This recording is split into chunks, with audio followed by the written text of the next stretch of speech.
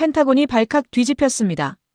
미국 위성을 57초 동안 한국이 완전히 멈춰 세웠다는 한마디에 모두가 얼어붙었습니다. 러시아도 중국도 건드리지 못한 이 위성이 한국 상공에서 순식간에 블랙아웃 상태에 빠진 겁니다. 더 충격적인 건 이 모든 게 한국의 비밀 우주방어 시스템 오비탈 팬텀 때문이었다는 사실. 작은 나라가 우주기술이라니 10년은 더 걸릴 겁니다. 미국 강경파 킨슬러 부차관보는 한국을 노골적으로 무시했습니다. 그런데 단 57초 만에 미국의 자존심이 산산조각 났고 한국은 세계 최초로 선택적 위성 교란 기술을 완성한 우주 강국으로 떠올랐습니다. 더욱 놀라운 건 한국이 이 기술을 공격이 아닌 평화를 위해 썼다는 점입니다. 대체 한국은 어떻게 이 불가능한 일을 해낸 걸까요? 그 뒤에 숨겨진 진실은 무엇일까요? 지금부터 그 전말을 공개합니다. 먼저 좋아요, 구독 꼭 눌러주시면 더욱 힘내 소식 전해드리겠습니다. 안녕하세요. 저는 에반 카터입니다. 2025년 1월 워싱턴 DC의 새벽은 유난히 차가웠습니다. 창밖으로 보이는 거리엔 아직 어둠이 가시지 않았고 가로등 불빛만이 얼어붙은 보도를 비추고 있었죠. 저는 미 하원 국방위원회 분석실 지하 3층, 아무도 찾지 않는 이 작은 사무실에 혼자 앉아 있었습니다. 책상 위 모니터 세대가 희미하게 빛나고 있었어요. 화면엔 합동참모본부와 우주군이 공유하는 정찰 위성 P7의 궤도 데이터가 끝없이 흘러내리고 있었습니다. 숫자들의 행렬, 좌표, 각도, 속도, 진동값. 대부분의 사람들에겐 그저 무의미한 암호 같겠지만 저에겐 익숙한 언어였죠.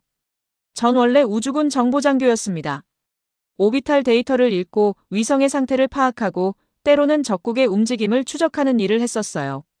퇴역 후 이곳 의회 분석실로 자리를 옮겼지만 여전히 제가 가장 믿는 건 숫자였습니다. 사람은 거짓말을 해도 데이터는 거짓말을 하지 않는다고 생각했거든요. 그날도 그랬습니다. 루틴 점검이었죠. P7 위성은 지구 저궤도를 도는 정찰 자산 중 하나로 전 세계 주요 지역을 주기적으로 촬영하고 있었어요. 저는 지난 3개월치 로그를 훑으며 이상 징후가 없는지 확인하고 있었습니다. 그런데 한국 상공을 지날 때마다 뭔가 이상했어요. 0.003도. 아주 미세한 각도 변화였습니다. 위성의 자세 제어 시스템에서 감지된 진동값이었죠. 보통은 태양풍이나 대기 저항 같은 자연 요인 때문에 이런 수치가 나타나곤 합니다. 오차 범위 아니에요. 그래서 대부분의 분석가들은 그냥 지나칩니다. 하지만 저는 멈췄어요. 같은 패턴이 반복되고 있었거든요. 한국 상공, 특정 좌표를 통과할 때마다 정확히 같은 각도로 흔들렸습니다. 한 번도 아니고 두 번도 아니고 지난 60일 동안 11번이나요. 손끝이 차갑게 식어드는 걸 느꼈습니다. 이건 우연이 아니야. 혼잣말이 입 밖으로 새어나왔어요. 사무실엔 저 혼자였지만 목소리가 묘하게 울렸습니다. 저는 마우스를 움직여 한국 상공 통과 구간만 따로 추출했습니다. 그래프가 새로 생성됐죠. 선명하게 보이는 패턴. 마치 누군가 의도적으로 신호를 보낸 것처럼 규칙적이고 일관된 흔들림이었어요. 심장이 조금 빨리 뛰기 시작했습니다. 평소라면 이런 건 그냥 넘어갔을 겁니다. 지루한 일상 속에서 무언가 특별한 걸 찾고 싶어 하는 건 인간의 본능이니까요. 하지만 이번엔 달랐어요. 제 직감이 뭔가 말하고 있었습니다. 이건 자연현상이 아니다. 누군가 의도한 거다. 저는 개인 노트 파일을 열었습니다. 분류명을 입력했죠. 이상 신호, 한국 상공 P7 궤도 교란. 손가락이 키보드 위에서 잠시 멈췄습니다. 이걸 보고해야 할까요? 아니면 혼자 더 파봐야 할까요? 상부에 보고했다가 기각당하면 괜히 시간만 낭비하는 거니까요. 게다가 0.003도 같은 미세한 수치로 보고서를 올렸다간 신경 쓸 게 없어서 별걸 다 본다는 소리만 들을 게 뻔했습니다. 창밖을 바라봤어요. 하늘이 조금씩 밝아오고 있었습니다. 워싱턴의 새벽은 언제나 이렇게 조용했죠. 하지만 제 머릿속은 조용하지 않았습니다. 좀 더 파보자. 저는 다시 모니터를 응시했습니다. 한국 상공 구간 데이터를 확대하고 시간대별로 정렬하고 진동 패턴을 세밀하게 분석하기 시작했어요. 커피가 식어가는 것도 모른 채 저는 숫자들 속으로 깊이 빠져들었습니다. 그때 제 옆 책상에 놓인 달력이 눈에 들어왔어요. 1월 7일.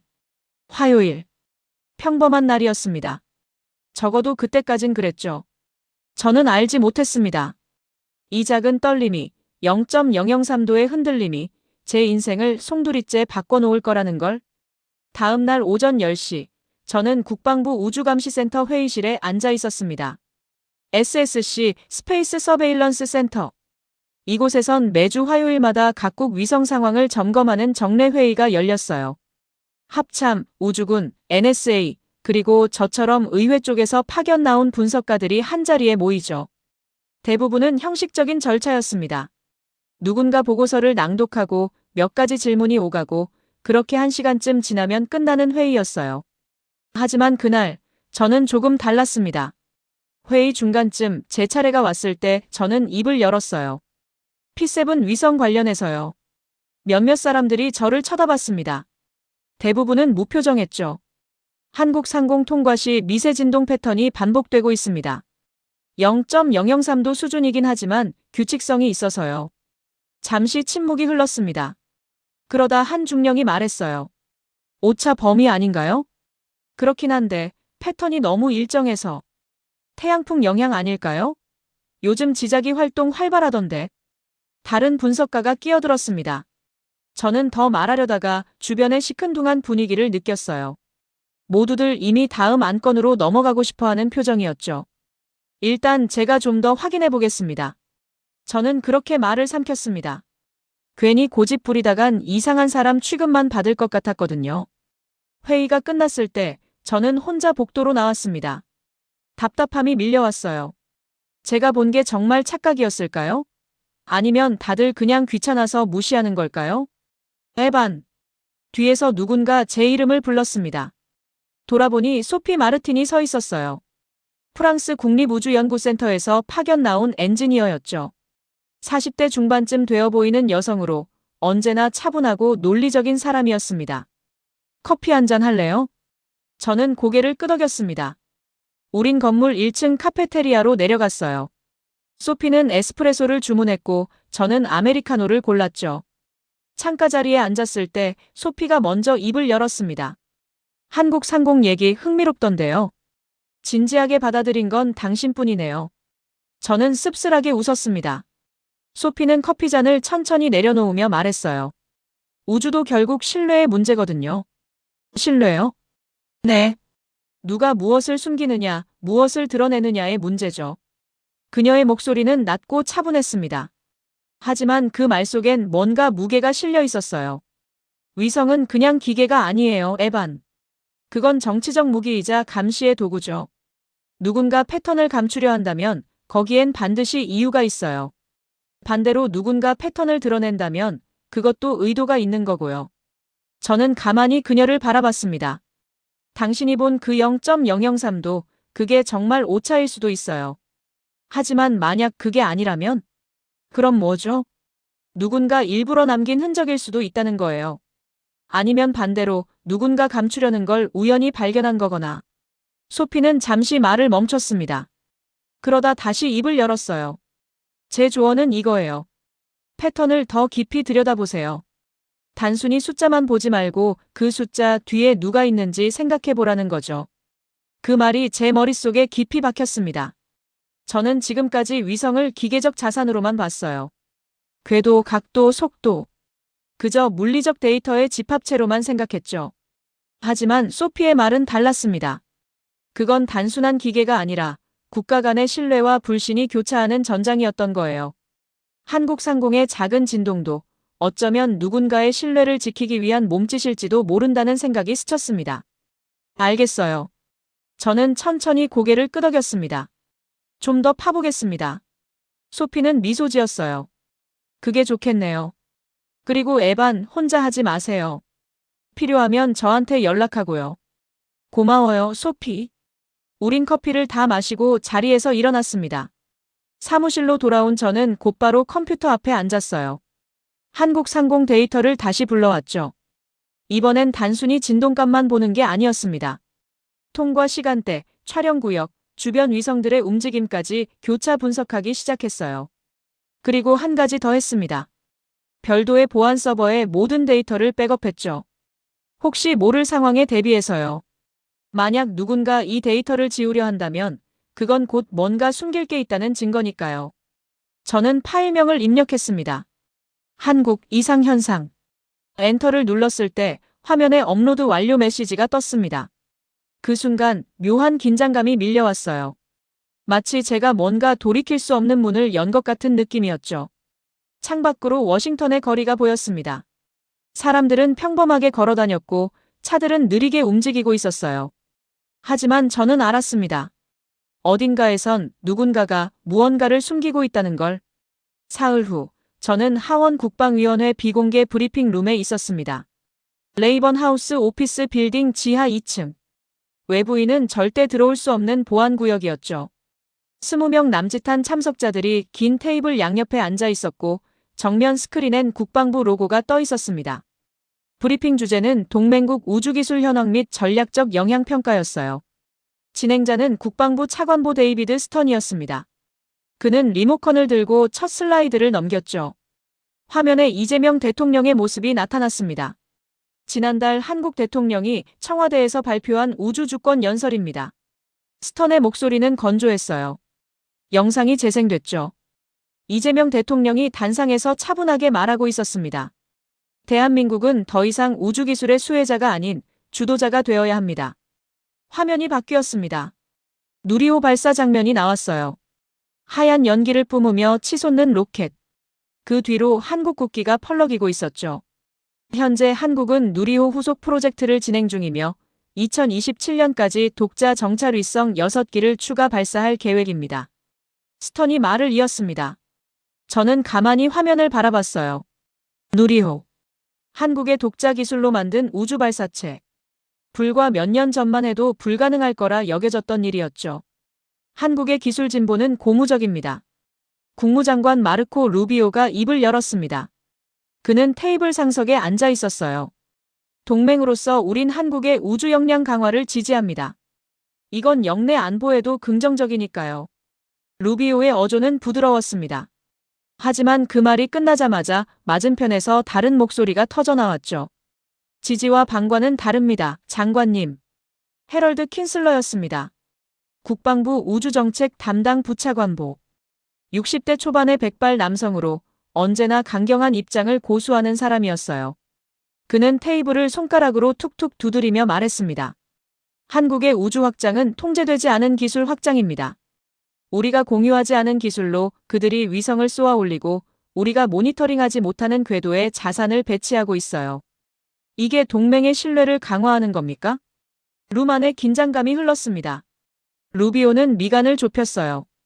킨슬러, 한국은 우리 동맹국입니다. 적이 아니에요. 동맹이면서 경쟁자일 수 있죠. 킨슬러는 물러서지 않았습니다. 중국과 러시아는 이미 우주에서 우릴 견제하고 있어요.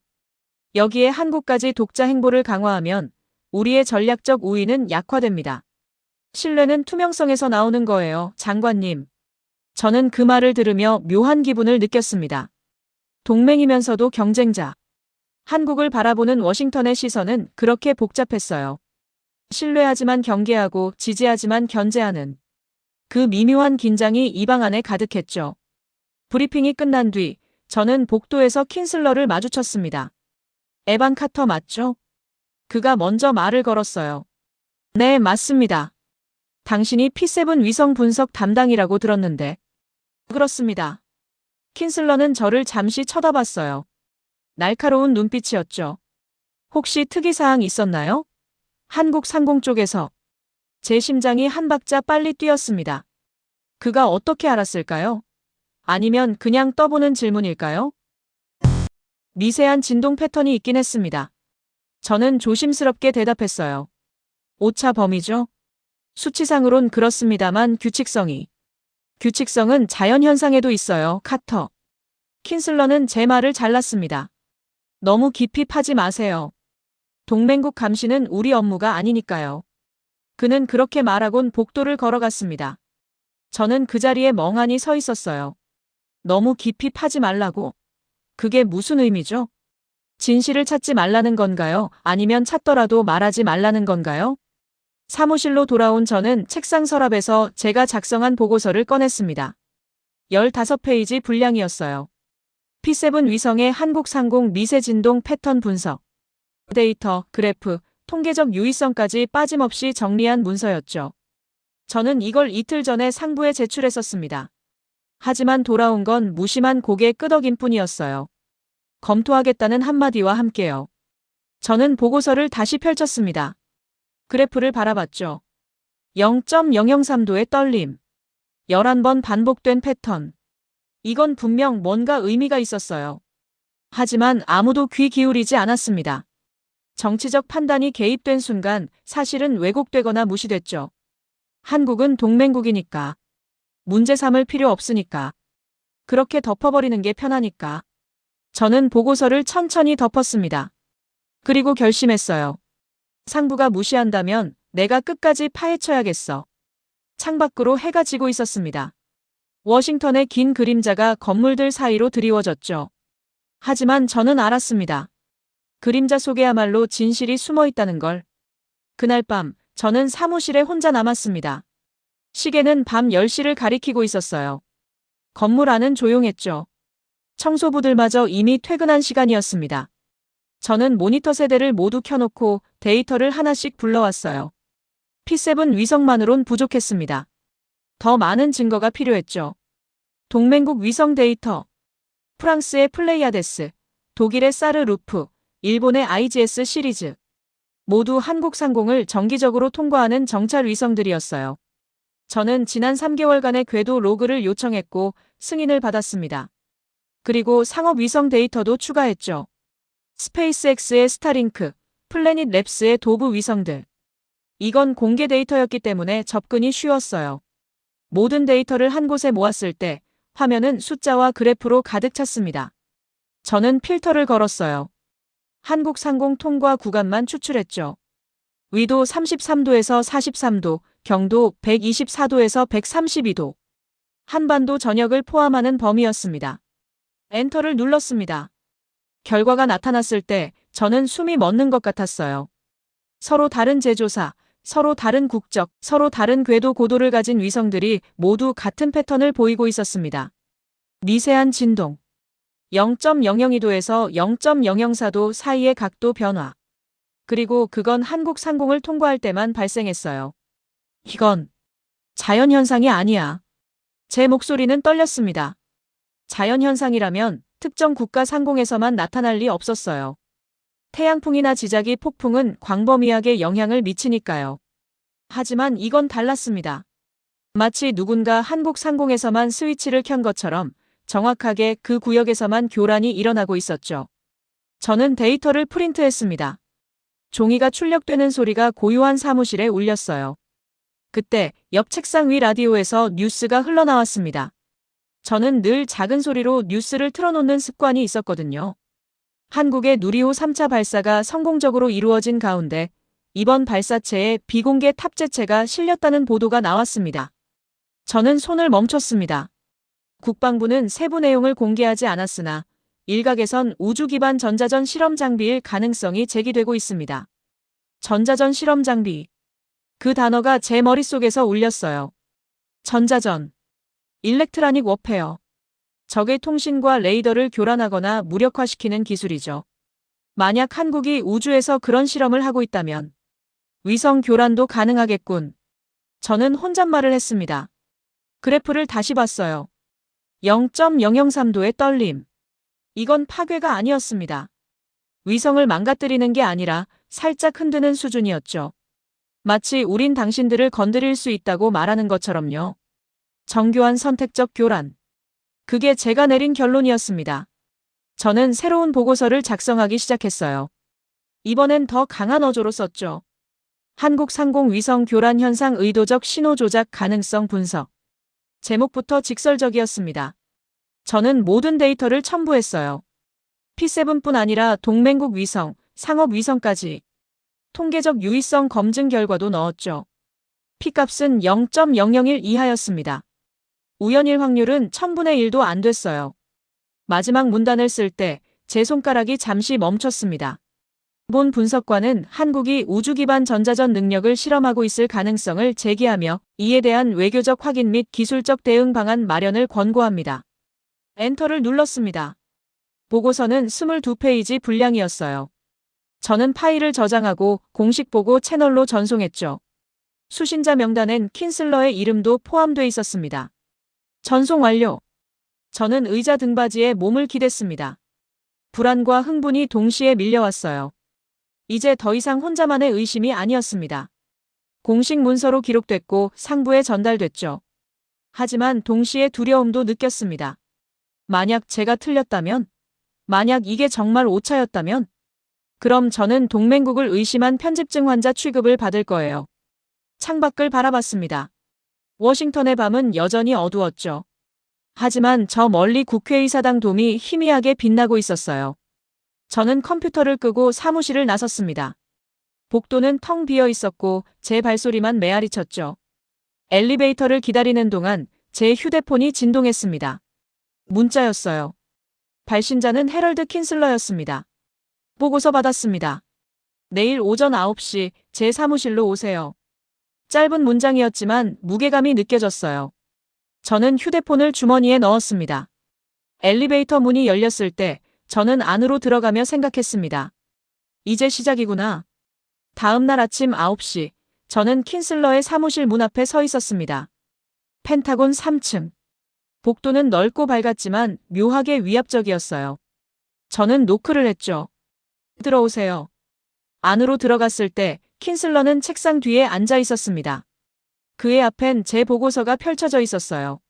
앉으세요, 카터. 저는 의자에 앉았습니다. 킨슬러는 보고서를 손가락으로 툭툭 두드리며 말했어요. 흥미롭더군요. 당신 분석. 감사합니다. 하지만 결론이 약해요. 그의 목소리는 차가웠습니다. 당신은 가능성을 제기한다고만 썼어요. 우린 가능성이 아니라 판단이 필요합니다. 한국이 우주 기반 전자전 능력을 개발하고 있는가 아닌가. 흑백 논리로 말이죠. 저는 천천히 대답했습니다. 데이터만으론 그렇게 단정할 수 없습니다. 교란 패턴은 분명하지만 그게 공격적 의도인지 방어적 실험인지는. 카터. 킨슬러가 제 말을 잘랐어요. 당신은 분석관입니다. 정치가가 아니에요. 우린 당신에게 기술적 판단을 요구하는 겁니다. 한국이 우리 위성을 교란할 능력을 가졌는가? 예, 아니오로 답하세요. 저는 잠시 침묵했습니다.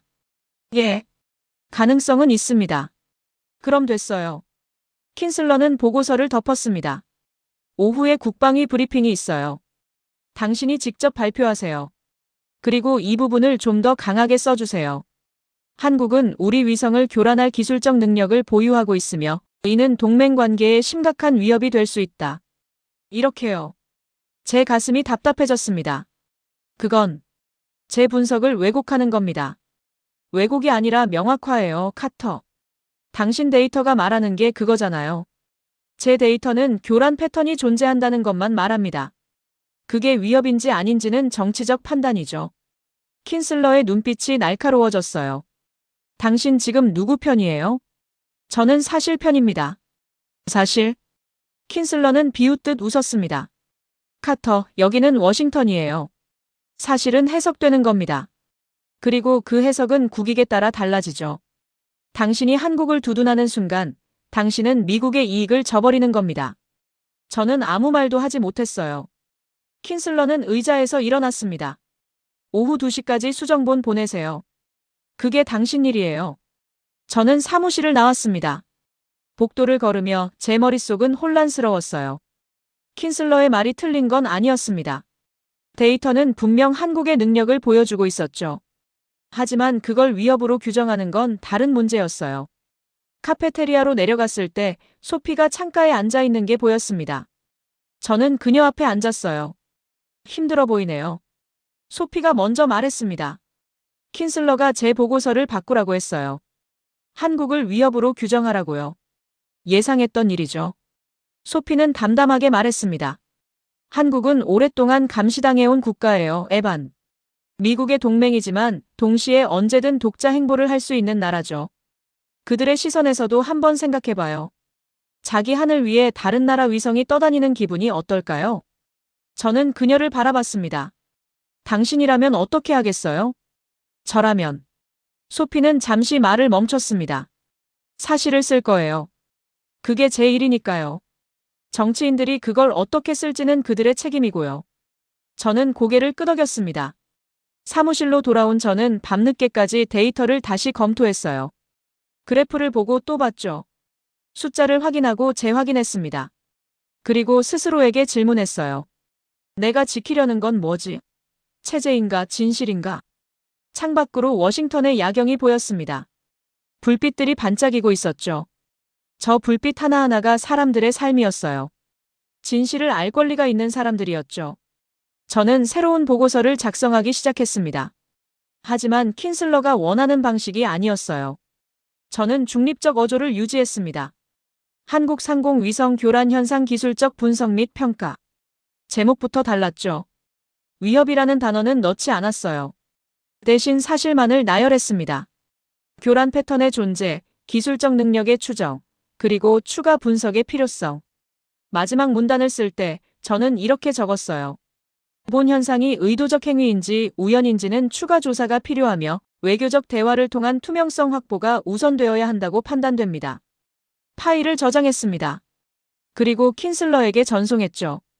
보내는 버튼을 누르는 순간 묘한 감정이 밀려왔어요.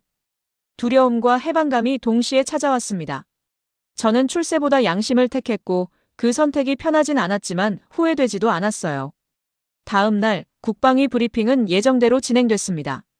저는 제 보고서를 발표했어요. 킨슬러는 내내 굳은 표정으로 앉아 있었죠. 브리핑이 끝난 뒤 의장이 말했습니다. 카터 분석관, 당신을 한국 관련 특별 담당으로 지정하겠습니다. 앞으로 이 문제는 당신이 전담하세요. 저는 고개를 숙였어요. 알겠습니다. 회의실을 나올 때 킨슬러가 제 옆을 지나가며 속삭였습니다. 당신 선택을 존중해요, 카터. 하지만 기억하세요. 이제 당신이 모든 책임을 지는 겁니다. 저는 아무 대답도 하지 않았습니다. 복도를 걸으며 저는 생각했어요. 이제 정말로 시작이구나. 사흘 후 저는 펜타곤 지하 7층에 있었습니다. 합참 우주군 합동 분석실. 일반인은 물론 대부분의 군 관계자도 출입할 수 없는 곳이었죠. 두꺼운 철문을 지나고 생체인식 스캐너를 통과하고 마지막으로 보안 담당자의 신원 확인을 받아야 들어갈 수 있었어요. 저는 새로운 출입증을 목에 걸었습니다. 파란색 테두리에 TSSCI-코리어 데스크라고 적혀 있었죠. 최고 기밀 접근 권한이었습니다. 카터 분석관, 이쪽입니다. 안내 장교가 복도를 걸어갔어요. 저는 그를 따라갔죠. 형광등 불빛 아래로 끝없이 이어지는 복도였습니다. 벽엔 아무 장식도 없었고 발소리만 메아리쳤어요. 여기가 당신 자리입니다. 문이 열렸을 때 저는 숨을 들이켰습니다. 방 안엔 모니터 6대가 U자 형태로 배치돼 있었어요. 중앙 스크린은 실시간 위성 궤도 지도를 표시하고 있었죠. 한반도 상공을 확대한 화면이었습니다. P7뿐 아니라 모든 동맹국 위성 데이터에 접근 가능합니다. 전자기파 스펙트럼 분석기도 연결돼 있고요. 장교가 설명했습니다. 비밀번호는 개인 설정하시면 됩니다. 모든 작업은 자동 기록되고 외부 반출은 불가합니다. 알겠습니다. 저는 천천히 의자에 앉았어요. 장교가 나가고 문이 닫혔을 때 저는 혼자가 됐습니다. 고요했어요. 환기구에서 나오는 희미한 바람 소리만 들렸죠. 저는 키보드를 만졌습니다. 차가웠어요. 로그인을 했습니다. 화면에 수많은 폴더가 나타났어요. P7 로우 데이터, 일렉트로매그네틱 스펙트럼 어넬러서스, 얼라이드 새털라이트 크로스 마이너스 레퍼런스, 클래서퍼케이션 TSSCI. 제 손끝이 떨렸습니다. 지금까지 저는 정제된 데이터만 봤었어요. 누군가 걸러내고 정리하고 승인한 자료들이었죠. 하지만 이젠 달랐습니다. 원시 데이터, 가공되지 않은 날 것의 정보, 위성이 직접 수집한 모든 신호, 모든 교란, 모든 변칙성이 여기 있었어요. 저는 첫 번째 파일을 열었습니다. P7 위성의 한국 상공 통과 기록. 시간대별로 정리된 전자기파 스펙트럼 데이터였죠. 그래프가 화면을 가득 채웠습니다. 그리고 저는 봤어요. 지금껏 제가 본 0.003도의 진동은 빙산의 일각이었습니다. 원시 데이터엔 더 많은 게 있었어요. 특정 주파수 대역의 미세한 증폭, 레이더 반사 신호의 왜곡, GPS 타임스탬프의 나노초 단위 지연. 이건. 저는 화면에 더 가까이 다가갔습니다. 누군가 정교하게 설계한 시스템이었어요. 위성을 망가뜨리지 않으면서도 그 기능을 미세하게 교란하는.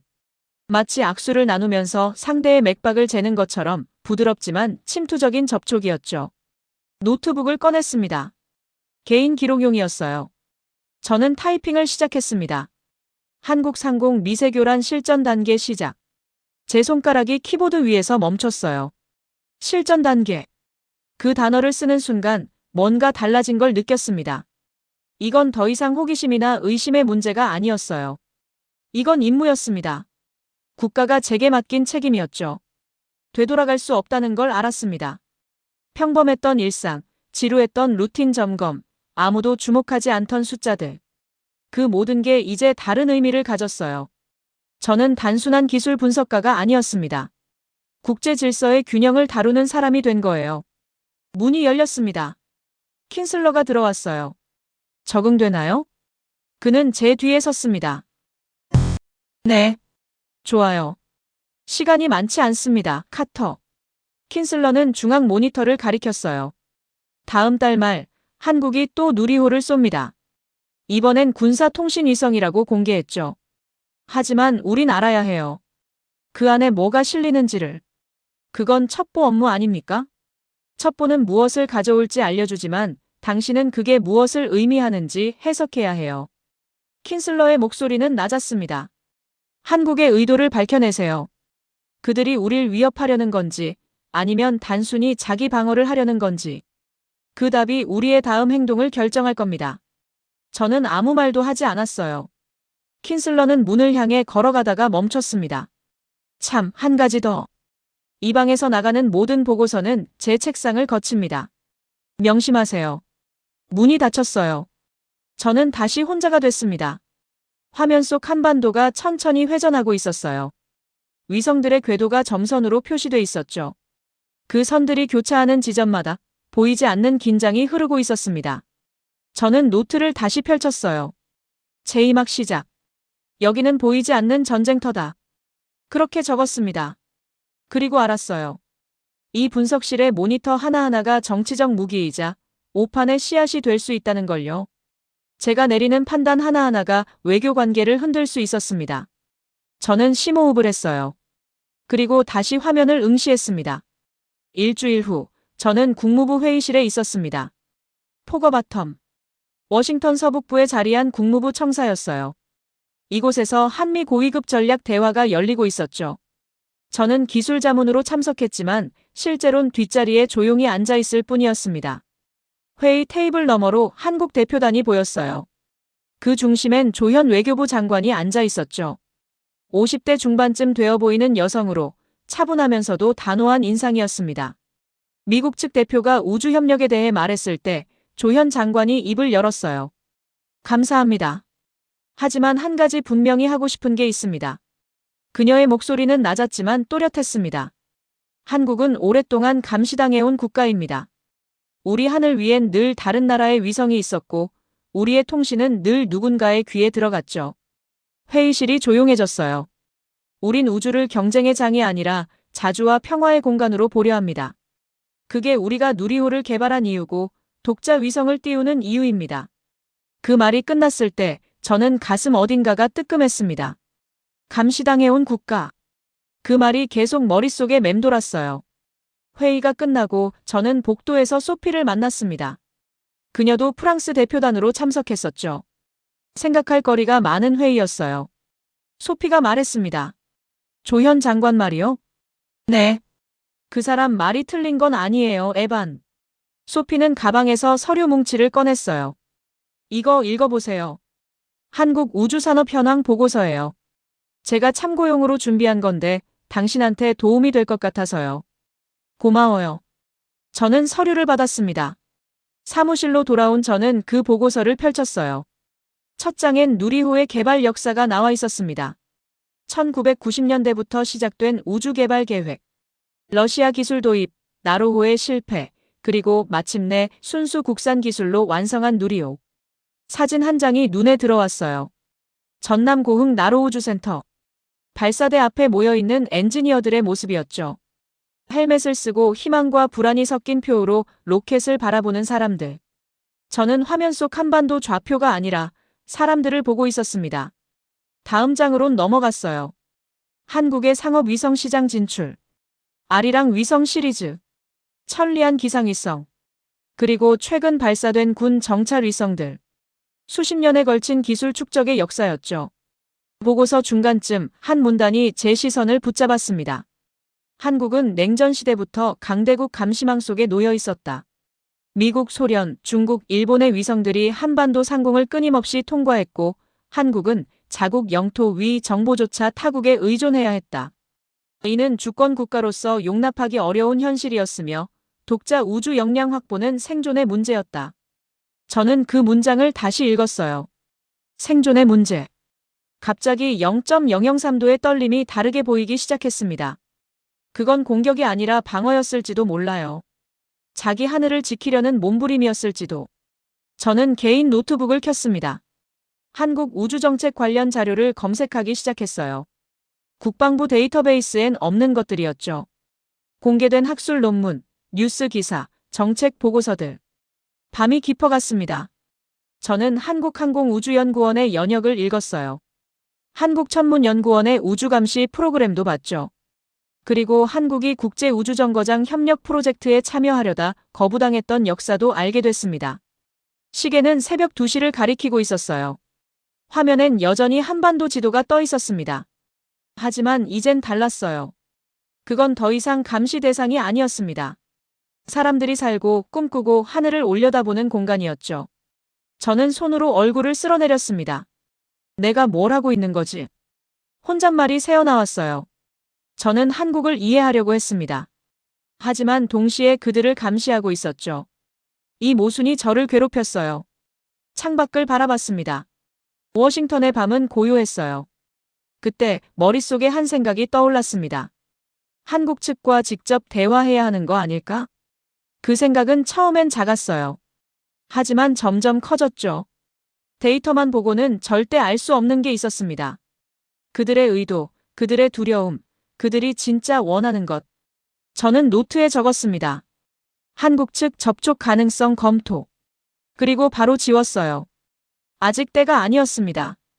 킨슬러는 제가 한국을 위협으로 규정하길 원했죠. 대화가 아니라 압박을요. 하지만 저는 알았어요. 언젠가 이 대화를 해야 한다는 걸.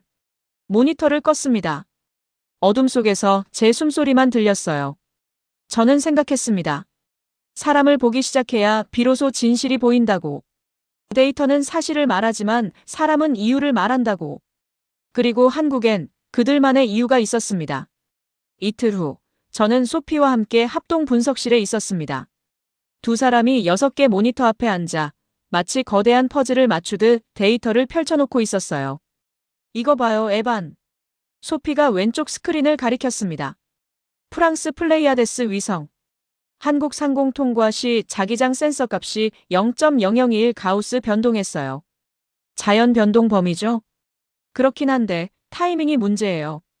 소피는 다른 그래프를 열었어요. 독일 SAR-루프도 같은 시간대에 비슷한 변동을 보였어요. 그런데 두 위성의 궤도는 300km나 떨어져 있었죠. 저는 의자를 당겨 가까이 다가갔습니다. 태양풍이라면 광범위하게 영향을 미쳐야 하는데. 맞아요. 근데 이건 정확히 한반도 상공을 지나는 위성들에게만 나타났어요. 소피의 목소리엔 흥분이 섞여 있었습니다. 저는 중앙 모니터에 새로운 레이어를 추가했어요. 일본 IGS 위성 데이터였죠. 그래프가 겹쳐졌을 때 같은 패턴이 보였습니다. 이건 우연이 아니에요. 제 심장이 빨리 뛰기 시작했어요. 저희는 밤새 작업했습니다. 각기 다른 국적, 다른 제조사, 다른 용도를 가진 위성들. 하지만 모두 한 가지 공통점이 있었어요. 한국 상공을 지날 때마다 미세하지만 측정 가능한 교란을 겪었다는 것. 저는 전자파 스펙트럼 데이터를 열었습니다. 특정 주파수 대역에서 신호 증폭이 감지됐어요. X밴드, 그리고 Q밴드. 군사정찰 위성들이 주로 사용하는 주파수였죠. 소피, 이거 봐요. 저는 화면을 확대했습니다. 각 위성마다 교란되는 주파수가 조금씩 달라요. 마치 누군가 위성별 고유 신호 패턴을 알고 있는 것처럼. 맞춤형 교란이라는 거예요? 그런 것 같아요. 저는 고개를 끄덕였습니다. 소피는 의자 등받이에 기대며 한숨을 쉬었어요. 이건 엄청난 기술이에요, 에반. 각 위성의 고유 특성을 파악하려면 수년간의 데이터 축적이 필요하거든요. 한국이 그렇게 오래 관찰해왔다는 거죠. 그리고 이제 그걸 활용하고 있고요. 저희는 서로를 바라봤습니다. 다음 사흘 동안 저는 거의 사무실에서 살다시피 했어요. 모든 데이터를 거대한 매트릭스로 정리했죠. 위성 종류, 통과 시간, 교란 유형, 주파수 대역, 센서 동기 흐트러짐 정도. 수천 개의 데이터 포인트가 하나의 그림으로 모였습니다. 그리고 패턴이 보이기 시작했어요. 이 시스템은 위성을 파괴하지 않았습니다. 단지 살짝 흔들었죠. 카메라 초점을 미세하게 흐리게 하거나 GPS 신호를 나노초 단위로 지연시키거나 통신 대역폭을 잠깐 좁히는 식이었어요. 공격이 아니었습니다. 방어였죠. 감시를 회피하기 위한 보이지 않는 방패. 저는 이 시스템에 이름을 붙였습니다. 오비탈 팬텀, 오버털 팬텀, 궤도의 유령. 보이지 않지만 분명히 존재하는 것. 보고서를 작성하기 시작했을 때 뉴스가 들려왔어요. 사무실 라디오에서였죠. 한국 국방부 배경훈 장관이 오늘 국회에서 한국형 우주방위 체계 구축을 언급했습니다. 저는 손을 멈췄습니다. 배 장관은 우리 영토 상공의 주권을 지키기 위한 기술적 대응 체계를 갖추고 있다고 밝혔으며 제 가설이 맞았습니다. 한국은 이미 이 시스템을 운용하고 있었어요. 그리고 이젠 공개적으로 인정하기 시작한 거죠. 저는 보고서를 완성했습니다. 한국 선택적 위성 교란 시스템 분석 오비탈 팬텀의 실체. 38페이지 분량이었어요. 모든 데이터, 모든 그래프, 모든 추론을 담았죠. 결론 부분을 쓸 때 저는 신중하게 단어를 골랐습니다. 오비탈 팬텀은 공격적 무기라기보다 방어적 감시 회피 시스템으로 판단됨. 이는 한국이 자국 상공 감시망에 대응하기 위해 개발한 것으로 추정되며 현 단계에선 미국 안보에 직접적 위협이 되지 않음. 다만 기술의 진화 가능성을 고려할 때 지속적 관찰이 필요함. 파일을 저장했습니다. 하지만 전송 버튼을 누르기 전에 잠시 망설였어요. 이 보고서는 진실을 담고 있었습니다. 하지만 동시에 모두에게 불편한 거울이 될 거였죠. 한국은 자신들의 비밀 무기가 노출되는 걸 원치 않을 테고 미국 강경파는 이걸 압박의 근거로 쓸 테니까요. 저는 엔터를 눌렀습니다. 전송 완료. 다음 날 오전 킨슬러가 제 사무실로 찾아왔습니다. 오비탈 팬텀? 그는 보고서를 손에 들고 있었어요. 창의적인 이름이네요, 카터.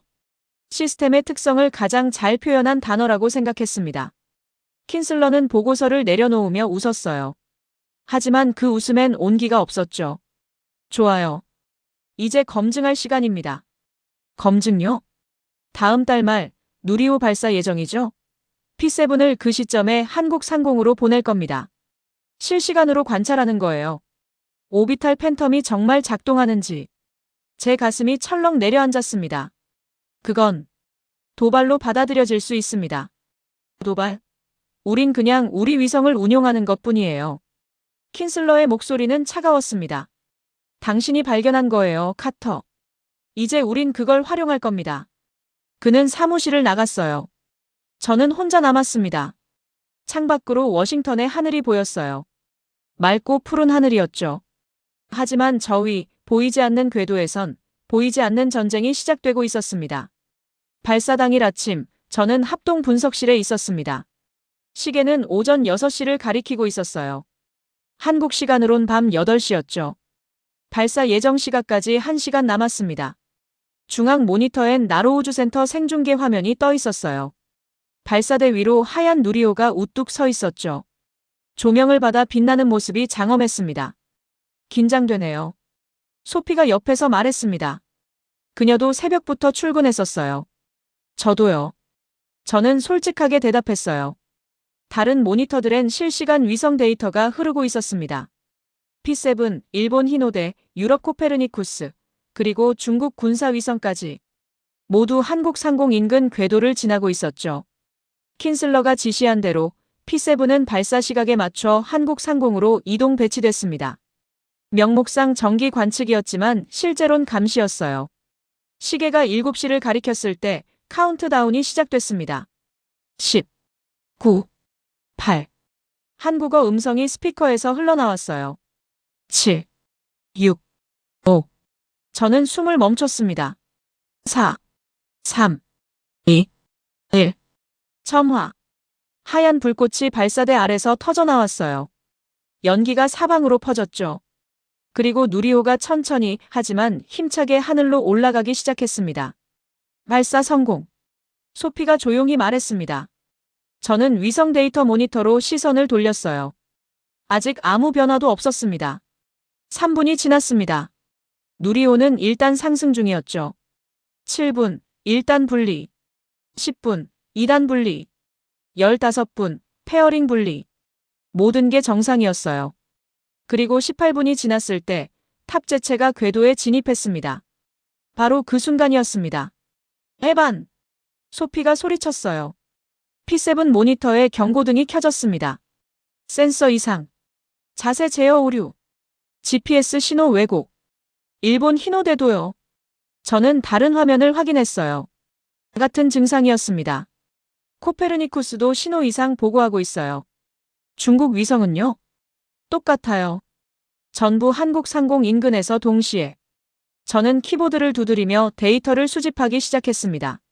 심장이 미친 듯이 뛰었어요. 이게 바로 오비탈 팬텀이었습니다.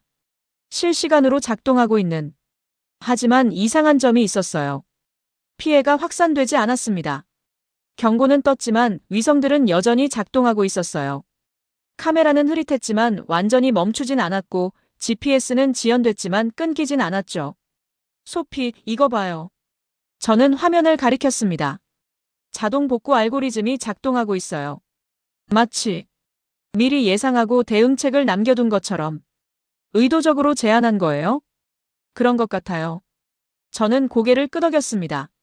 그리고 또 다른 걸 발견했어요. 한국 위성들은 모두 정상이었습니다. 아리랑 시리즈, 천리안, 그리고 방금 궤도에 진입한 새 군사위성까지 모두 완벽하게 작동하고 있었죠. 화이트리스트예요. 제 목소리가 떨렸습니다. 한국은 자기 위성들만 보호하고 나머지는 일시적으로 교란시켰어요. 하지만 파괴하지 않았어요. 그저 흐리게 만든 거죠. 소피는 저를 바라봤습니다. 이건 전쟁이 아니에요, 에반. 이건 메시지예요. 무슨 메시지요? 우린 당신들을 막을 수 있다. 하지만 원한다면 협력할 수도 있다. 저는 모니터를 응시했어요. 20분이 지나자 모든 위성이 정상으로 돌아왔습니다. 마치 아무 일도 없었던 것처럼. 하지만 데이터는 남아 있었어요. 명백한 증거였죠. 저는 긴급 보고서를 작성하기 시작했습니다. 누리호 발사 시 위성 교란 현상 실시간 분석 보고. 손가락이 키보드 위를 빠르게 움직였어요. 한국 탑재체는 주변 위성의 선택적 교란 신호를 발생시켰으나 영구적 피해는 없음. 이는 기술적 절제를 의도적으로 유지한 것으로 판단됨. 화이트리스트 기반 제한적 차단 시스템으로 추정. 엔터를 눌렀습니다. 하지만 환희보다 걱정이 먼저 왔어요. 저는 결정적 증거를 찾았습니다. 오비탈 팬텀이 실제한다는 걸 확인했죠. 하지만 이제 세상이 이걸 어떻게 해석할지가 문제였어요. 오후가 되자 예상대로 국제 언론이 움직이기 시작했습니다. 한국 위성, 주변국 감시 자산 교란. 우주 주권 명분 BS 국제 질서 도전. 누리호 탑재체, 전자전 기능 탑재 추정. 동맹국들도 피해. 미 국방부, 한국 우주무기화 우려 표명. 뉴스가 쏟아졌어요. 제목들은 점점 자극적으로 변했죠. 저는 화면을 보며 답답함을 느꼈습니다. 그들은 진실의 절반만 보고 있었어요. 교란은 봤지만 절제는 보지 못했죠. 신호는 봤지만 메시지는 읽지 못했습니다. 킨슬러가 사무실로 들어왔을 때 저는 이미 알았어요. 카터, 좋은 소식이에요. 그의 목소리엔 만족감이 배어 있었습니다. P7의 대응 모듈을 장착하기로 결정됐어요. 한국이 교란을 시도하면 우린 즉시 반격할 수 있게요. 그건 사태를 악화시킬 뿐입니다. 제 목소리가 나왔어요. 악화. 카터, 한국이 먼저 시작한 겁니다. 우린 방어하는 거예요. 한국도 방어하고 있었어요. 자기 영토 상공에서요. 그들의 변명은 듣고 싶지 않아요. 킨슬러는 문을 향해 걸어갔습니다. 다음 달부터 P7엔 전자전 대응 시스템이 탑재됩니다. 당신은 계속 데이터를 모니터링하세요. 문이 닫혔어요. 저는 혼자 남았습니다. 창밖으론 해가 지고 있었어요. 워싱턴의 하늘이 붉게 물들었죠. 저는 생각했습니다. 진실을 보았다고 해서 모두가 그 진실을 같은 방식으로 보는 건 아니라고. 같은 데이터를 보고도 어떤 이는 위협을 보고 어떤 이는 방어를 받습니다. 그리고 세상은 지금 위협만 보고 있었어요. 누리호 발사 나흘 후 워싱턴은 긴장으로 들끓고 있었습니다. 의회 청문회가 열렸어요. 저는 방청석 뒤편에 앉아 있었죠. 증인석엔 킨슬러가 앉아 있었고 앞쪽엔 의원들이 줄지어 있었습니다. 공화당 강경파 의원이 마이크를 잡았어요. 부차관보님, 한국이 우리 위성을 공격한 겁니까? 공격이라는 표현은 조심스럽지만 명백한 교란 행위가 있었습니다. 킨슬러의 대답은 신중했지만 의미는 분명했어요. 이건 우주 인질극 아닙니까? 다른 의원이 끼어들었습니다. 한국이 자기 마음대로 우리 위성을 흔들 수 있다는 걸 과시한 거잖아요. 동맹국이 할 짓입니까? 청문회장이 술렁거렸어요. 저는 주먹을 쥐었습니다. 그들은 데이터의 절반만 보고 있었어요. 교란이 제한적이었다는 것, 피해가 최소화됐다는 것, 한국이 의도적으로 절제했다는 것, 그 모든 걸 무시하고 있었죠. 루비오 국무장관이 증언대에 섰을 때 분위기가 잠시 바뀌었습니다. 의원님들 신중해야 합니다. 한국은 70년 동맹국이에요. 하나의 사건으로 그 관계를 훼손해선 안 됩니다. 장관님은 너무 아니에요. 강경파 의원이 소리쳤습니다. 한국이 우릴 무시하고 있는데 우린 그냥 보고만 있어야 합니까? 루비오는 한숨을 쉬었어요. 하지만 더 이상 말하지 않았죠. 청문회가 끝난 뒤 저는 복도에서 킨슬러를 마주쳤습니다. 에반, 잘 들어봐요. 그가 제 팔을 잡았어요. P7의 전자전 대응 모듈 장착이 승인됐어요. 이틀 후면 완료됩니다. 그걸 한국 상공에서 쓰실 겁니까? 필요하다면요. 킨슬러의 눈빛은 차갑게 빛났습니다. 저희는 오비탈 팬텀의 작동 메커니즘을 역추적할 겁니다. 한국이 어떻게 우리 위성을 교란하는지 정확히 알아내야 해요. 그건 도발입니다. 제 목소리가 떨렸어요. 한국은 그걸 공격으로 받아들일 겁니다. 그럼 그들이 먼저 공격한 거죠. 그들은 방어했을 뿐이에요. 제 목소리가 커졌습니다. 주변 사람들이 저희를 쳐다봤어요. 킨슬러는 저를 조용한 복도 구석으로 끌고 갔습니다. 카터, 당신은 분석가예요. 정책 결정자가 아니고요. 당신 일은 데이터를 주는 겁니다. 그걸 어떻게 쓸지는 우리가 결정해요. 제 데이터를 전쟁 명분으로 쓰시려는 거잖아요. 전쟁? 과장하지 마세요. 킨슬러는 비웃었습니다. 우린 그냥 정보를 수집하는 거예요. 당신이 시작한 일이잖아요, 에반. 당신이 오비탈 팬텀을 발견했고 당신이 보고서를 썼어요. 이제 와서 손을 뗄 순 없어요. 그는 제 어깨를 툭 치고 걸어갔습니다. 저는 그 자리에 멍하니 서 있었어요. 다음 날 백악관에서 기자회견이 열렸습니다. 트럼프 대통령이 단상에 섰어요. 저는 사무실에서 생중계를 보고 있었죠. 한국은 훌륭한 동맹입니다. 하지만 규칙을 지켜야 해요. 우주는 무법천지가 아니에요. 대통령의 목소리는 무겁게 가라앉아 있었습니다. 우리는 한국에 명확한 메시지를 보낼 겁니다. 우리 자산을 건드리지 말라고요. 기자들이 손을 들었어요. 대통령님, 한국과의 관계가 악화될 우려는 없습니까? 한국이 선택할 문제예요. 투명하게 협력하든지 아니면 결과를 받아들이든지. 화면이 꺼졌을 때 저는 머리를 감싸 쥐었습니다. 모든 게 잘못된 방향으로 가고 있었어요. 제가 찾은 진실이 제가 쓴 보고서가 협력의 근거가 아니라 압박의 명분이 되고 있었죠. 소피가 사무실로 들어왔을 때 저는 창밖을 멍하니 바라보고 있었습니다. 에반, 괜찮아요? 아니요. 전혀 괜찮지 않아요. 저는 돌아섰습니다. 제가 뭘 한 거죠, 소피?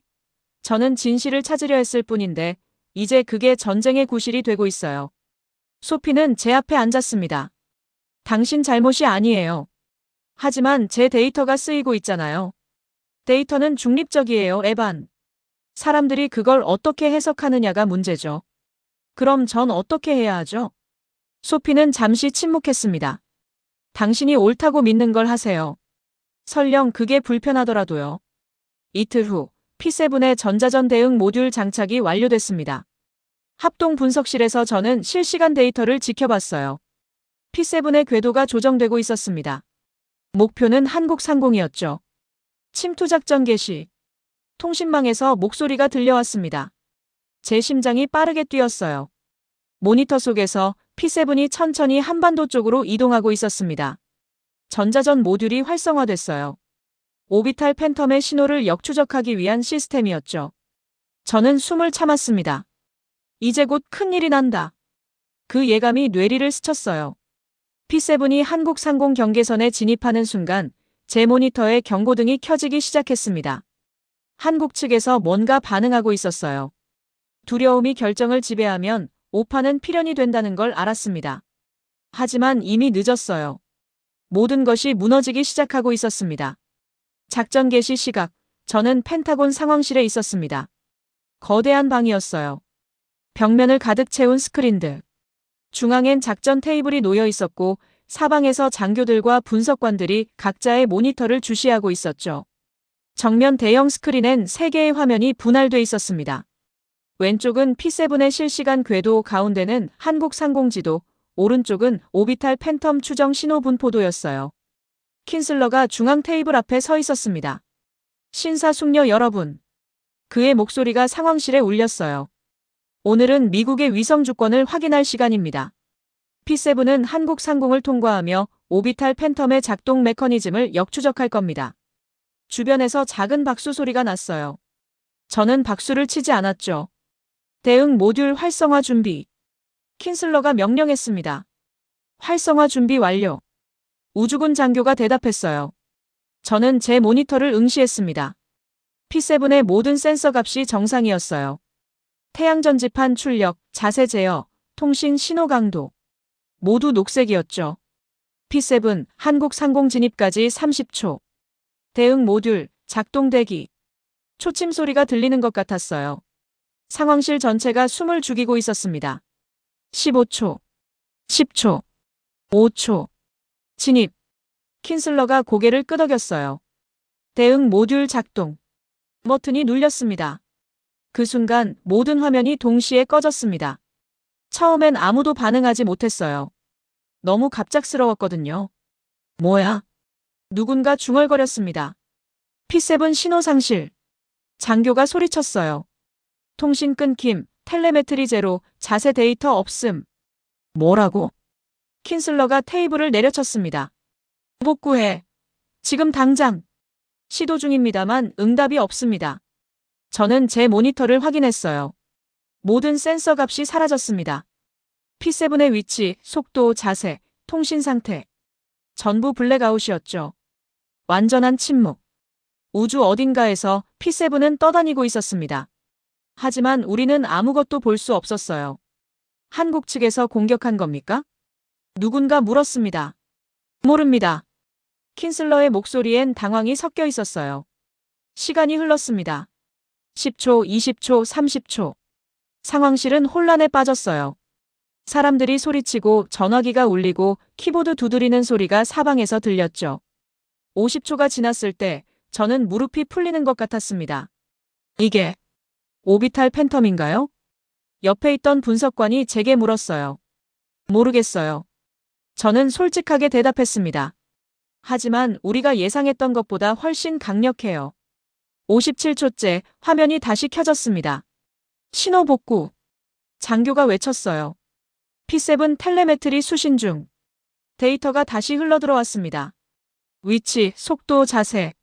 모두 정상으로 돌아왔어요. 하지만 뭔가 달랐습니다. 대응 모듈이 꺼져 있습니다. 기술 장교가 보고했어요. 저희가 끈 게 아닙니다. 외부에서 강제로 종료된 것 같습니다. 상황실이 다시 조용해졌어요. 킨슬러는 스크린을 멍하니 바라보고 있었습니다. 그의 얼굴은 창백했죠. 로그를 확인하세요. 킨슬러의 목소리는 떨렸어요. 무슨 일이 있었는지 정확히 알아내야 합니다. 저는 즉시 데이터 분석에 들어갔습니다. P7의 블랙박스 로그를 열었어요. 57초간의 기록이 있었죠. 그리고 저는 봤습니다. 시스템이 단계적으로 꺼진 흔적을요. 먼저 통신, 그 다음 자세 제어, 그 다음 센서들. 마치 누군가 체크리스트를 보며 하나씩 끈 것처럼 정교했어요. 공격이 아니었습니다. 차단이었죠. 한국은 P7을 파괴하지 않았어요. 단지 멈춰 세웠을 뿐이었죠. 그리고 정확히 57초 후 모든 걸 다시 켰습니다. 메시지였어요. 우린 당신들을 막을 수 있다. 하지만 파괴하지 않는다. 저는 보고서를 작성했습니다. 손이 떨렸어요. P7 57초 블랙아웃 분석 외부 선택적 시스템 종료 확인. 엔터를 누르는 순간 무력감이 밀려왔습니다. 제가 경고했던 일이었어요. 한국을 자극하지 말라고 대화로 풀어야 한다고 말했었죠. 하지만 아무도 듣지 않았어요. 그리고 이제 모든 게 무너졌습니다. 상황실을 나올 때 복도에서 소피를 만났습니다. 에반. 그녀는 제 표정을 보고 아무 말도 하지 못했어요. 제가 막았어야 했어요. 제 목소리가 나왔습니다. 제가 더 강하게 반대했어야 했어요. 당신 잘못이 아니에요. 하지만 제 데이터가 이 작전의 근거였잖아요. 소피는 제 어깨에 손을 얹었어요. 에반, 당신은 진실을 말했을 뿐이에요. 사람들이 그 진실을 어떻게 쓸지는 당신이 통제할 수 없어요. 저는 고개를 저었습니다. 다음 날 의회정보위원회 긴급 청문회가 열렸습니다. 비공개였어요. 저도 증인으로 소환됐죠. 의원들 앞에 섰을 때 저는 떨리는 목소리로 말했습니다. 저는 한국의 오비탈 팬텀이 방어적 시스템이라고 보고했습니다. 하지만 그 보고서는 압박의 명분으로 쓰였습니다. 결과는 지금 여러분이 보시는 대로입니다. 의원 한 명이 물었어요. 카터 분석관, 당신은 이 작전에 반대했습니까? 네. 반대했습니다. 왜죠? 힘을 과신한 공격은 상대의 방어력을 증명하는 가장 어리석은 실험이 되기 때문입니다. 청문회장이 술렁거렸어요. 킨슬러는 뒷자리에 앉아 저를 노려보고 있었습니다. 하지만 저는 더 이상 신경 쓰지 않았어요. 모든 것이 무너진 지금 저에게 남은 건 진실뿐이었으니까요. 밤 11시, 저는 여전히 사무실에 있었습니다. 건물은 텅 비어 있었어요. 복도엔 비상등만 희미하게 켜져 있었죠. 저는 혼자 모니터 앞에 앉아 P7의 블랙박스 로그를 다시 보고 있었습니다. 57초. 그 짧은 시간 동안 무슨 일이 있었는지 저는 한 프레임씩 다시 확인했어요. 0 대응 모듈 작동. 3외부 신호 감지. 5 통신 시스템 종료. 12 자세 제어 시스템 종료. 18 센서 어레이 종료. 57 전체 시스템 재가동. 정교했습니다. 한국은 P7을 파괴할 수 있었어요. 하지만 하지 않았죠. 통제권을 탈취할 수도 있었습니다. 하지만 그것도 하지 않았어요. 대신 이렇게 말한 거예요. 우리는 당신들을 이해하고 있습니다. 하지만 공격하지 않습니다. 저는 화면에서 눈을 떼지 못했어요. 이건 전쟁 선포가 아니었습니다. 오해를 막기 위한 최후의 방패였죠. 휴대폰이 진동했습니다. 소피였어요. 에반, 아직도 사무실이에요? 네. 로그 분석하고 있어요. 그만하고 집에 가요. 당신 목소리 들어보니 지쳐 있잖아요. 저는 한숨을 쉬었습니다. 소피, 저 뭘 해야 할까요? 전화 너머로 잠시 침묵이 흘렀어요. 솔직히 말할게요, 에반. 이제 시스테마는 당신 편이 아니에요. 무슨 뜻이죠? 킨슬러는 당신을 책임자로 만들려 할 거예요. P7 실패의 책임을요. 당신이 오비탈 팬텀을 발견했고 당신이 보고서를 썼으니까요. 제 가슴이 답답해졌습니다. 그럼 전 어떻게 해야 하죠? 다른 길을 찾아야 해요. 시스템 밖에서요. 시스템 밖. 직접 대화하세요. 한국과요. 소피의 목소리는 진지했습니다. 공식 채널은 이미 막혔어요. 하지만 당신은 분석가잖아요. 데이터를 읽는 사람이고요. 한국 측에도 당신 같은 사람이 있을 거예요. 전화가 끊긴 후 저는 오래 생각했습니다. 직접 대화한다. 외교 채널 없이? 그건 규정 위반이었어요. 자칫하면 반역죄로까지 몰릴 수 있었죠. 하지만 다른 방법이 있을까요? 저는 개인 노트북을 열었습니다. 회사 컴퓨터가 아닌 제 사적인 장비였어요. 암호화 통신 프로그램을 설치했죠. 토르 브라우저를 통해 익명 메일 계정을 만들었습니다. 손가락이 키보드 위에서 떨렸어요. 내가 지금 뭘 하는 거지? 하지만 멈출 수 없었습니다. 한국우주안보전략본부. 저는 그들의 공개 연락처를 알고 있었어요. 물론 직접 연락할 순 없었죠.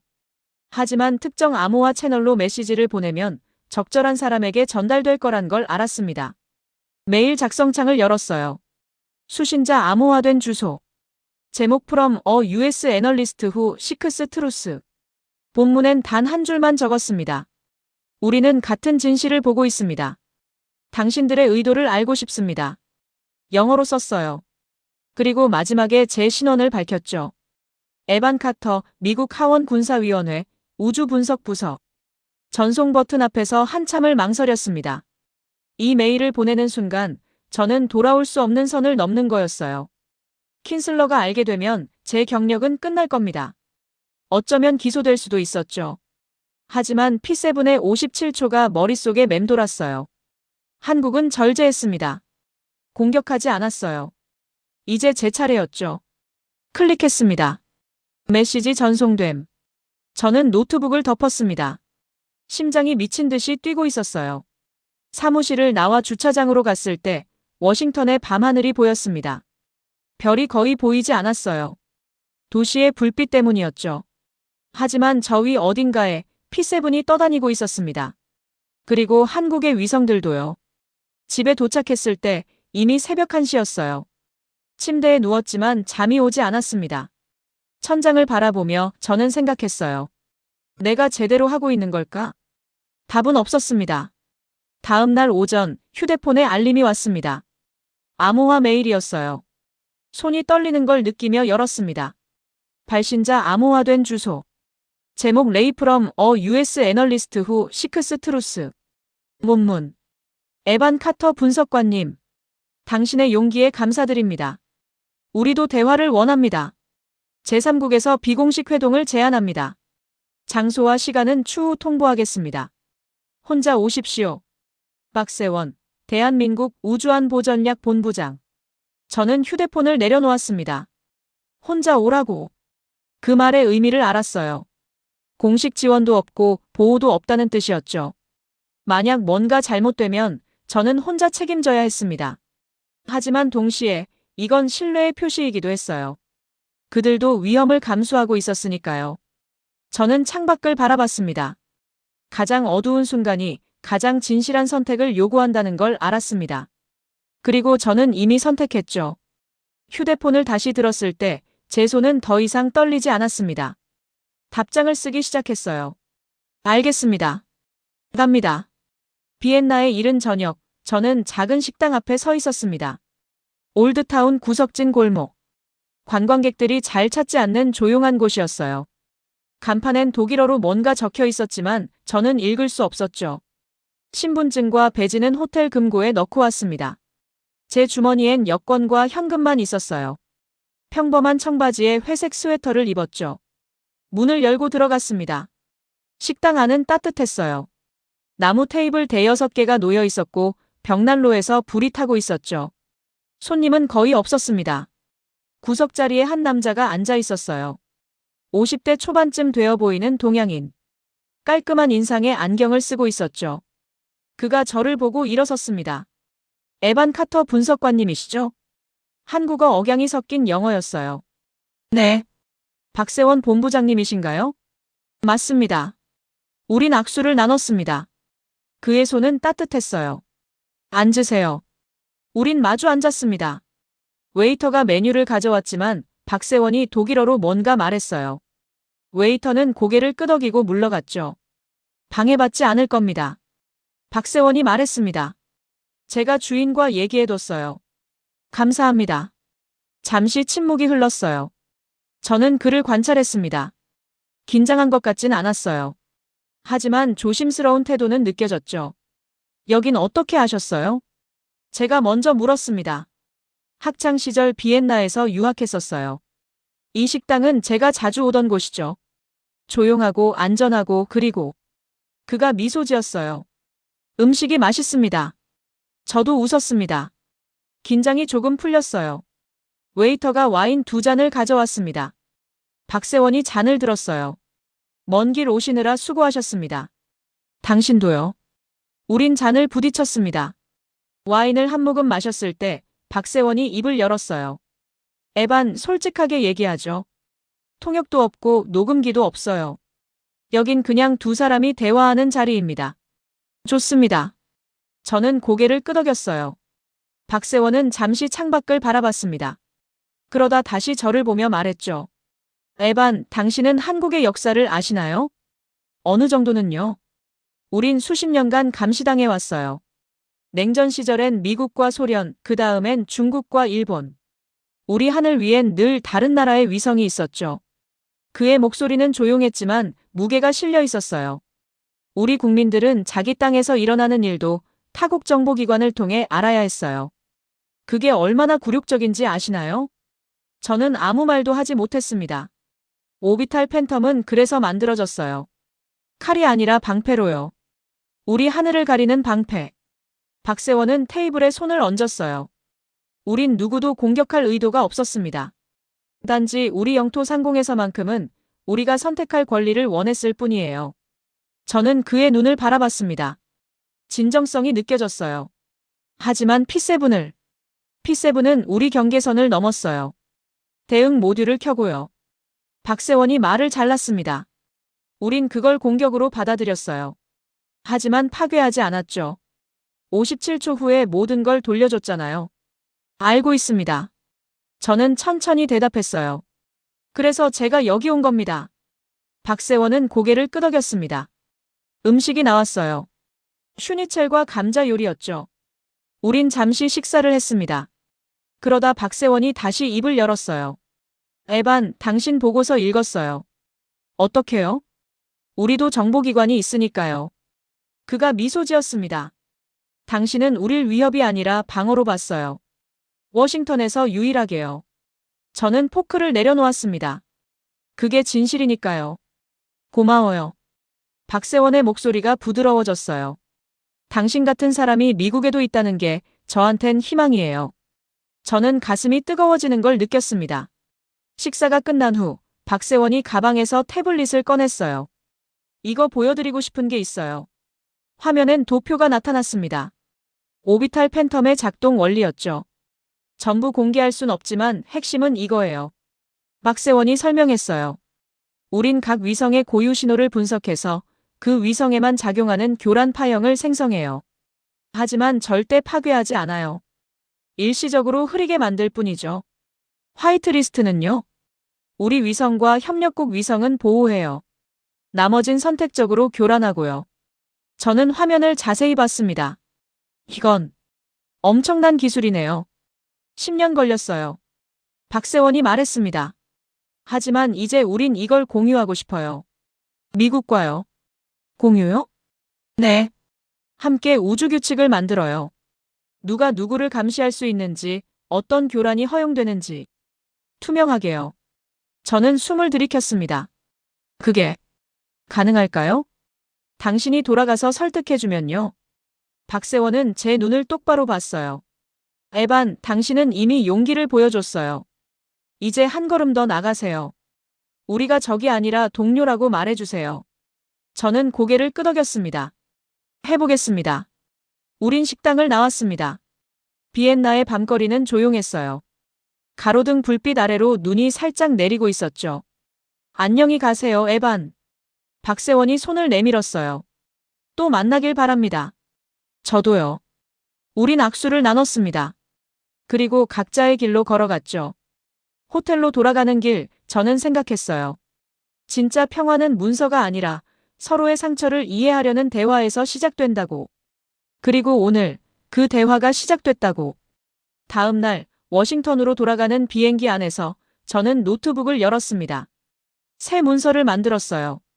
한미 우주협력 프레임워크 초안. 제목을 입력하고 저는 타이핑을 시작했습니다. 창밖으론 구름이 흘러가고 있었어요. 하지만 제 마음속엔 신뢰의 씨앗이 단단하게 뿌리내리고 있었습니다. 워싱턴으로 돌아온 지 사흘 후 의회 청문회가 다시 열렸습니다. 하지만 이번엔 분위기가 완전히 달랐어요. 증인석엔 킨슬러가 앉아 있었습니다. 그의 얼굴은 굳어 있었죠. 의장이 보고서를 들고 말했어요. P7 사건 조사 결과 작전 승인 과정에서 중대한 판단 착오가 있었음이 확인됐습니다. 청문회장이 조용해졌습니다. 한국의 오비탈 팬텀은 방어적 시스템이었으며 강경 대응은 불필요했습니다. 킨슬러 부차관보의 책임을 묻겠습니다.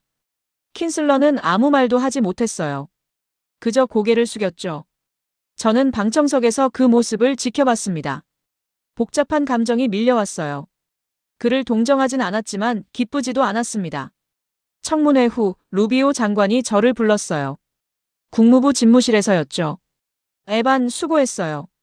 루비오는 악수를 청했습니다. 당신이 없었다면 우린 더 큰 실수를 했을 거예요. 감사합니다, 장관님. 이제 새로운 시작입니다. 한국과의 관계를 재정립해야 해요. 루비오는 창밖을 바라봤어요. 당신이 박세원 본부장과 만났다는 얘기 들었어요. 제 심장이 철렁했습니다. 비공식적으로요. 알아요. 그리고 잘한 겁니다. 루비오가 저를 봤어요. 때론 규칙 밖에서 진실이 발견되니까요. 당신이 가져온 정보 덕분에 우린 협상 테이블로 나갈 수 있게 됐어요.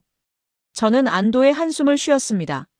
일주일 후 제네바에서 긴급 국제회의가 열렸습니다.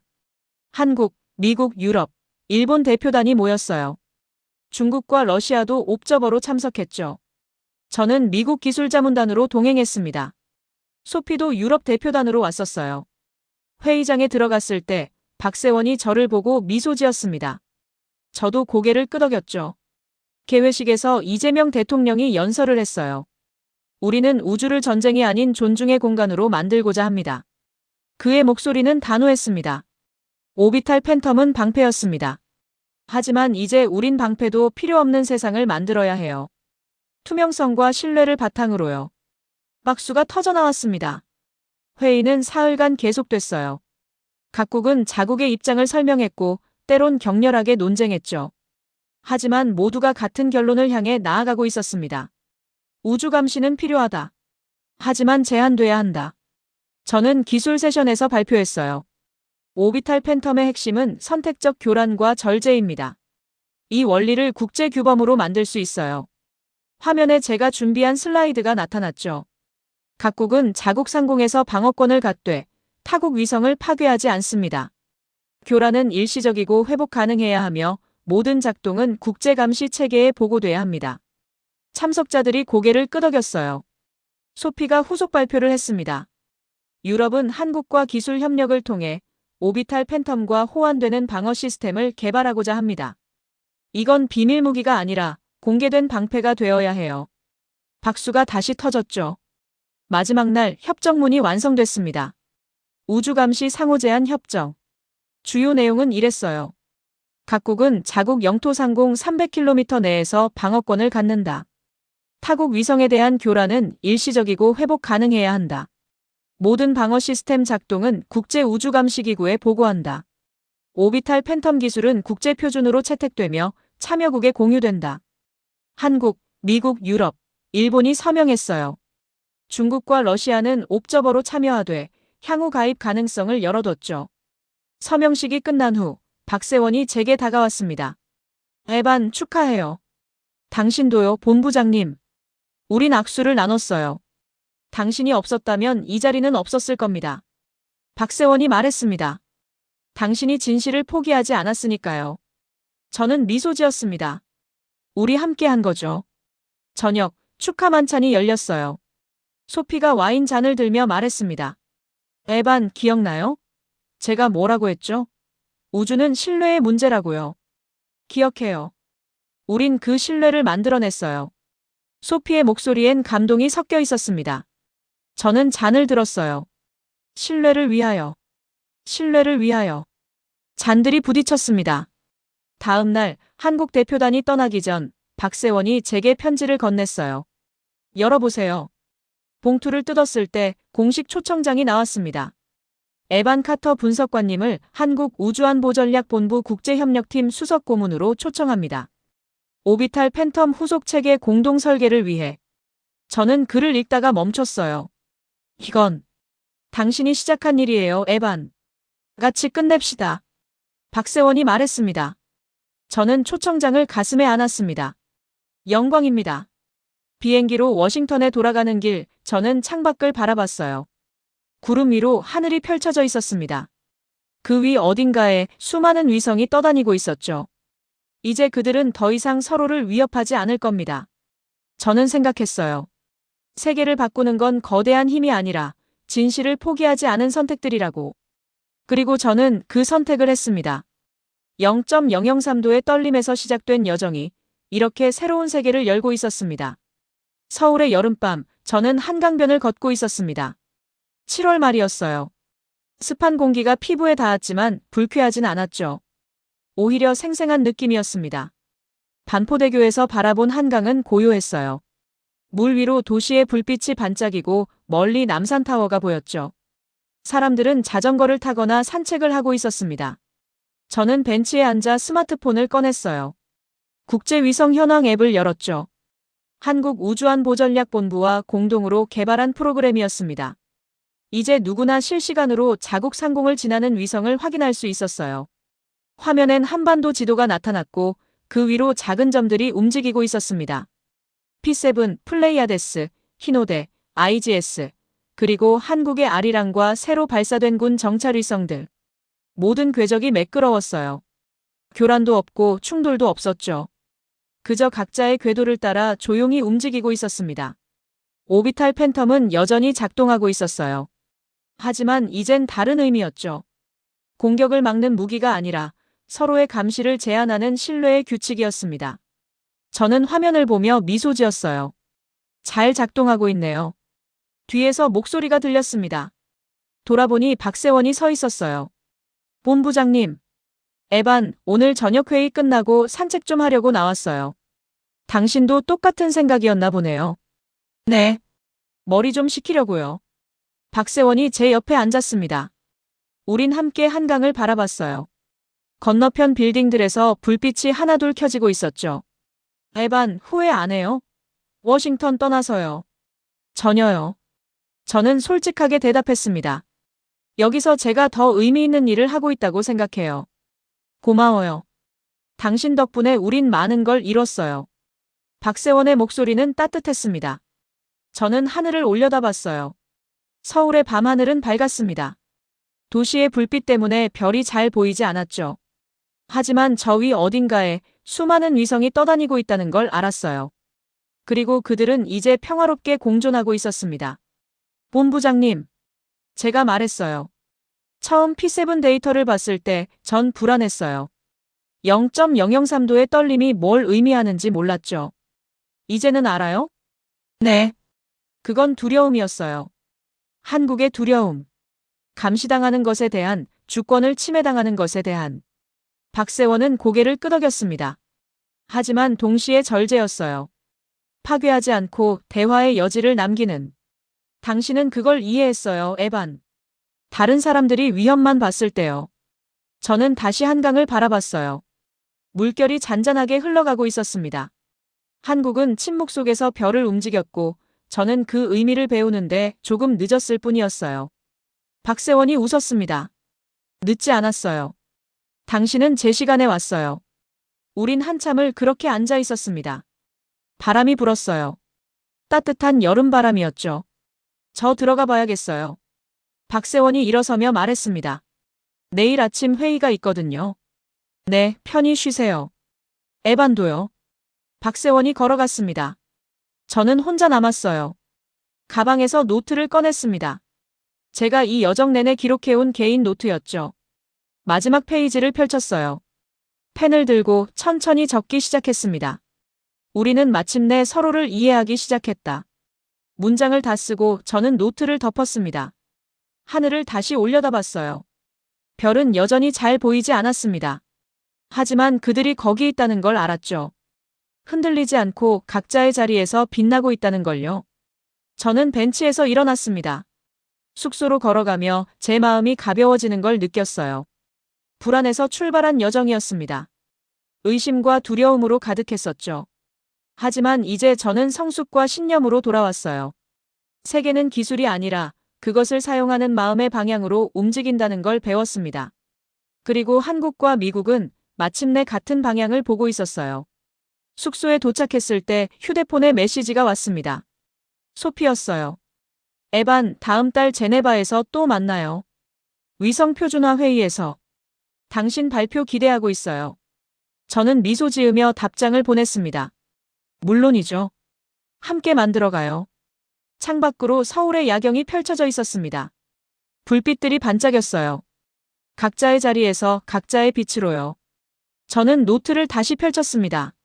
첫 페이지로 돌아갔죠. 제일 처음 적었던 문장이 있었어요. 한국 상공 미세교란 실전 단계 시작. 저는 펜을 들고 그 아래에 새로운 문장을 추가했습니다. 그리고 이해의 단계로 완성되다. 노트를 덮었을 때 마음이 평온해졌어요. 여정은 끝났지만 동시에 새로운 시작이기도 했습니다. 저는 침대에 누워 눈을 감았어요. 꿈속에서 저는 우주를 떠다니고 있었습니다. 수많은 위성들 사이를 지나가며 그들이 서로에게 신호를 보내는 걸 봤어요. 공격이 아닌 인사였습니다. 위협이 아닌 대화였죠. 그리고 그 중심에 한국의 위성이 조용히 빛나고 있었습니다. 흔들리지 않고 당당하게요. 저는 미소 지으며 잠에 빠져들었습니다. 서울의 밤은 깊어갔고 하늘 위 별들은 여전히 제자리에서 빛나고 있었습니다. 구독과 좋아요는 영상 제작에 아주 큰 힘이 됩니다. 지금까지 감동이야. 저는 라라였습니다.